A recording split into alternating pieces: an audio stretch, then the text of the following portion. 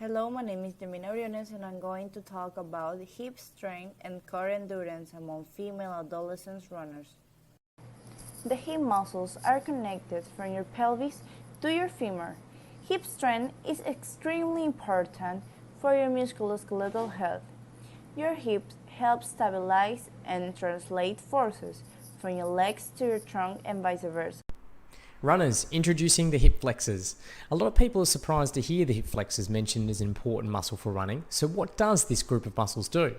If we delve again into Tim Dorn's 2012 study on the contribution of various muscles in running, we see the hip flexors, or iliopsoas, performing close to 2 times body weight of work at slower speeds, but with an increased contribution at faster speeds to the point where at 9 meters per second, the iliopsoas performs the most work of any other muscle at a tremendous 9 times a body weight.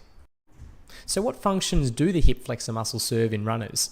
The 2 main muscles that form the hip flexors are the iliacus and psoas, with the rectus femoris also assisting. The hip flexor muscle's main role in running is to bring the swing leg forward to then prepare the leg for another foot strike. As we move from mid-stance to toe-off, the hip flexor muscles contract to allow the tendon to store the energy, which then at toe-off, this stored energy slingshots the leg forward, like letting go of a stretched rubber band. The other function of the hip flexors, and especially the psoas, is to stabilize the low back or lumbar spine. In their 2005 study, Dean et al. Found that 8 weeks of hip flexor strengthening decreased 40 and 10-yard sprint time by 0.23 and 0.24 seconds respectively. Plus, they also decreased their shuttle run time by 9%. Based on this improvement, the authors conclude that the hip flexors play an important role in acceleration. So what are the consequences of weak hip flexor muscles? There are a few potential issues that could arise with hip flexor weakness, and this includes hip pain and stiffness during and after a run, hip flexor tendinopathy, decreased ability to accelerate, decreased ability to run at faster speeds, because at high speeds it requires greater demands on the hip flexor strength, so if there is insufficient strength, higher speeds may be unattainable. So there you have it, a bit about muscle group not often considered in running. In our next video, we will discuss how to test the strength of these muscles and how a recurrent feeling of tightness may actually indicate weakness in that area. If you need any help with your running injury or performance, please don't hesitate to contact us at healthhp.com.au. The core has been referred to as a lumbopelvic hip complex, and core training has highlighted benefits for general health. Core endurance is defined as the ability to maintain a position or perform multiple repetitions.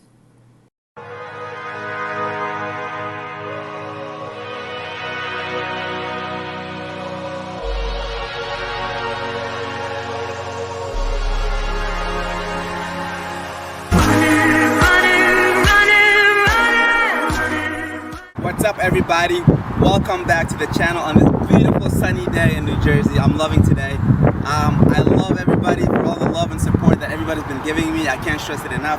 So today I'm going to touch on the subject a little bit more of showing you physically the activation of your core while running. And I hope you guys enjoy this video. I'm going to go through all the details, what I do to activate my core while running, and also my body posture and little things that I do to prevent injuries. A lot of you have been asking, why don't you get injured? You've been running every single day. You should be injured. But just the little things that you do with your body prevents all these injuries. I hope you guys enjoy this one, and let's get after it.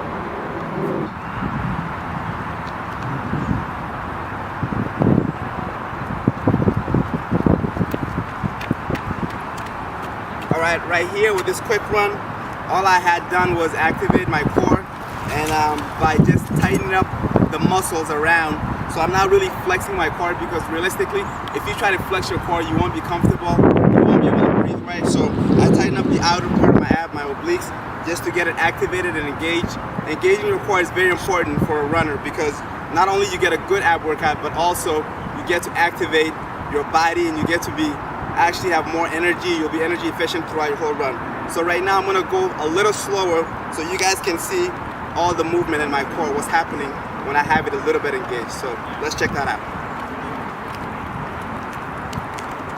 As you guys can see, you see the twist side to side and a little bit up and down. You can see everything is kind of twisting back and forth, and now you can get a good workout out of your core, and your body's upright, and you could run longer. You're not kind of creating any drags in your body. or anything. Everything is upright, straight, core is activated, and it's getting a work in.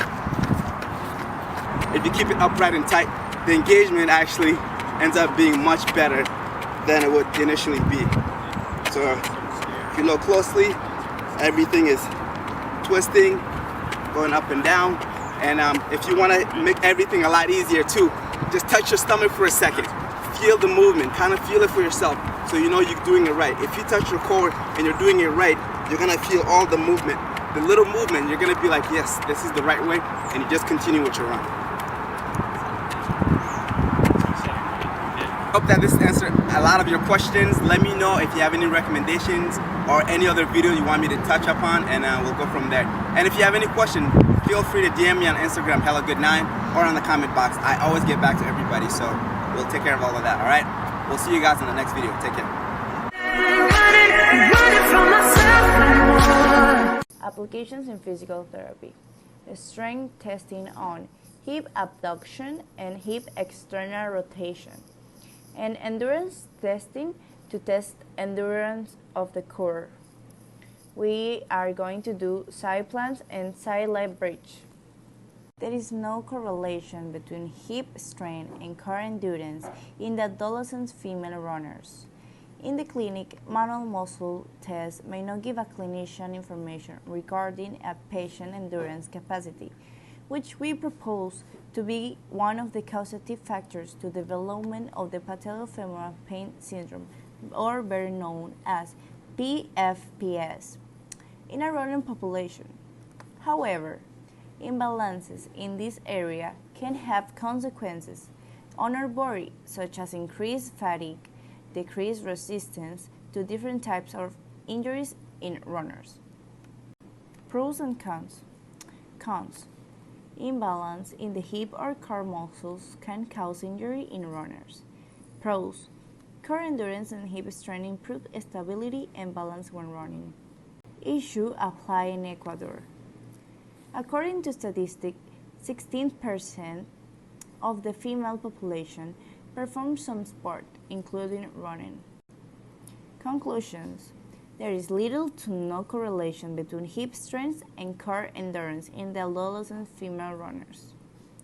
However, imbalances in this group of muscles can have consequences in our body, such as increase of fatigue, decreased resistance to different types of injuries in runners.